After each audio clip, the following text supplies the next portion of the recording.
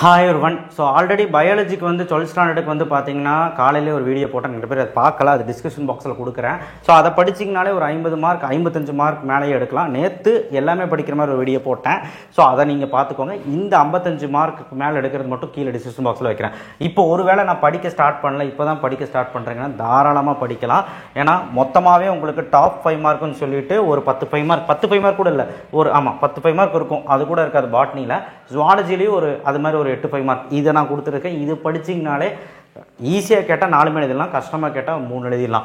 சரிங்களா, எந்த பிரச்சனையும் இல்லை. 2 மார்க் 3 மார்க் வந்து நான் கொடுத்ததே வந்து பார்த்தீங்கன்னா ஒரு 4 மொத்தமாகவே பாட்னி இவ்வளோ 2 மார்க் 3 மார்க் தான் இருக்குது. இதை நீங்கள் படித்தா எவ்வளோ எழுதலான்னு கேட்டால் 3 மார்க் ஒரு 2 எழுதலாம், 2 மார்க் ஏதோ 1 எழுத ட்ரை பண்ணலாம்.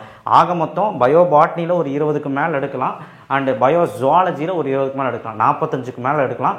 பட் ஆனால் நீங்கள் ஒன்று பண்ணணும், புக் பேக் 1 மார்க்கை பயோ பாட்னிலையும் ஜுவாலஜிலையும் நல்லபடியாக படிங்க. ஸோ இது வந்து லாஸ்ட் டே நைட்டு. ஸோ இப்போ நீங்கள் ஸ்டார்ட் பண்ணால் கூட முடிச்சிடலாம்.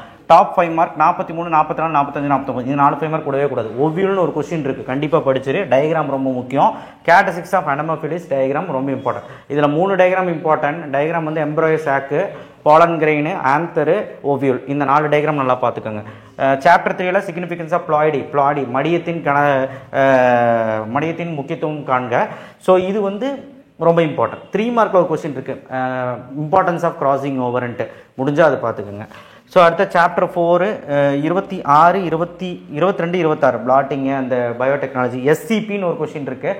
எஸ்சிபின்னு என்ன, ஒற்றை செல் புரதம்னு என்ன, அதோட பயன்பாடு, மைக்ரோ ஆர்கானிசம்ஸ். ஸோ இது அவ்வளோதான். சாப்டர் 5ல் 2 கொஸ்டின், அதாவது பிடிசி அப்ளிகேஷன் வந்து 5 பாயிண்ட்டு அண்ட் 16வது கேள்வி நல்லா படிச்சுக்க.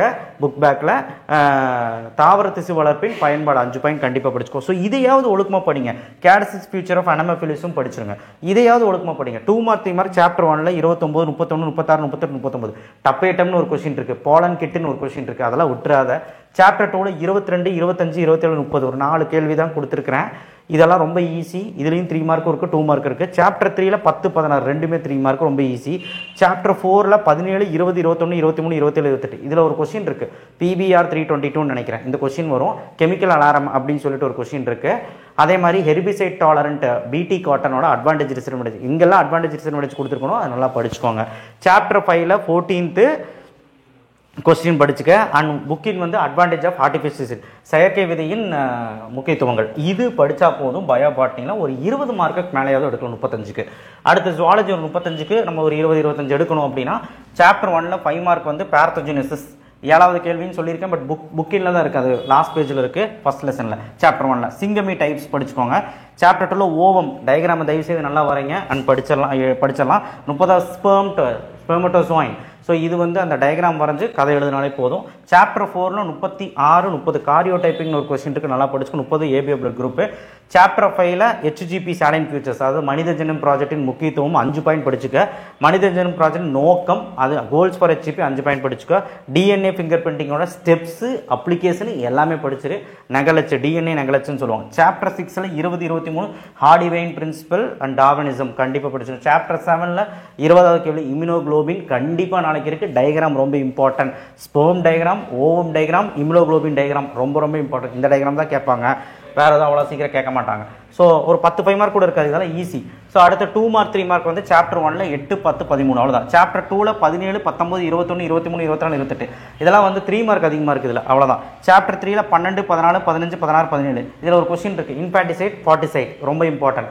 அதுக்கப்புறம் STD டிரான்ஸ்மிட்டட் ப்ரிவென்ட், STD அதாவது செக்ஷுவலி டிரான்ஸ்மிட்டட் டிசீஸை பற்றி ஒரு 3 கொஸ்டின் இருக்கும், அது படிச்சிருங்க. சாப்டர் 4 வந்து பார்த்தீங்கன்னா 28, 29, 24. ஸோ இது வந்து ரொம்ப இம்பார்ட்டண்டாக தான் கொடுத்துருக்குறேன். சிம்டம்ஸ் மட்டும் தான் சொல்லியிருப்பேன், ஒரு 5 நிமிஷம் இருந்தால் படிச்சலாம். சாப்டர் 5ல் tRNA டயக்ராம் பார்த்துக்க கண்டிப்பாக கேட்பாங்க. 15, 20, 25, 27, 28 ரொம்ப ஈஸி.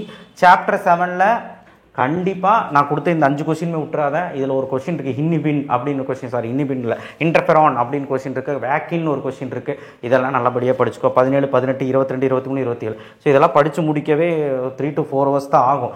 ஸோ உங்களுக்கு இந்தளவு கம்மி பண்ணி கொடுத்துருக்கேன். ஸோ இதை படிச்சிங்கன்னா அட்லீஸ்ட் 40, 45 எடுத்துடலாம். ஸோ நீங்கள் ஒரு அதுக்கு மேலே எடுக்கணும் அப்படின்னா நீங்கள் கீழே டிஸ்கிரிப்ஷன் பாக்ஸில் இருக்க வீடியோவை பார்த்துக்கோங்க, சரிங்களா. இல்லை நல்லா இன்னும் படிக்கணும் அப்படின்னா நேற்று போட்ட வீடியோ பார்த்துக்கோங்க. தேங்க்யூ. ஷேர் பண்ணுங்கள், சப்ஸ்கிரைப் பண்ணுங்கள், நல்லபடியாக பண்ணுங்கள். டயக்ராம் இருக்கிற இடத்துல டயக்ராம் வரைங்க.